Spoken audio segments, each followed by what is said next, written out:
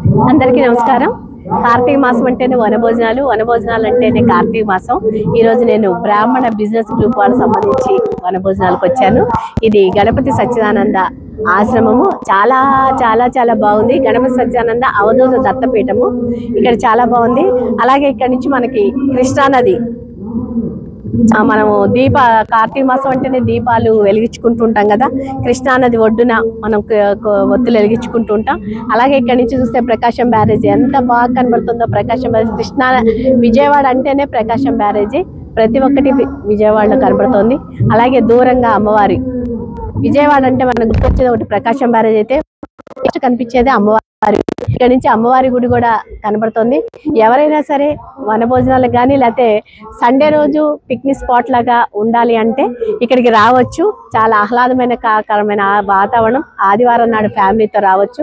అలాగే ఆ పైన కూడా అమ్మవారి గుడి ఒకటి కనబడుతుంది. అలాగే ఇక్కడ గాంధీ హిల్స్ కూడా దూరం నుంచి చూస్తే గాంధీ హిల్స్ విజయవాడ అంతా చక్కగా కనబడుతూ ఉంటుంది. పిల్లల్ని తీసుకొచ్చి ఇక్కడ సండే రోజు ఎంజాయ్ చేస్తుంటే మనం ఇన్ని రోజులు చేసిందంతా మన శ్రమ అంతా మనకి పోతుంది.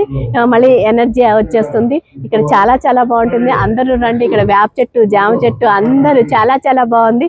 ఇంకా బాగుంది. అక్కడ శివుడు కూడా ఉంది. మనం కార్తీక మాసంలో శివుడికి అభిషేకం కూడా చేసుకోవచ్చు. ఇలాంటి వాతావరణం మన విజయవాడలో ఉంటుందని మనకి ఇంతవరకు ఎప్పుడూ తెలియదు.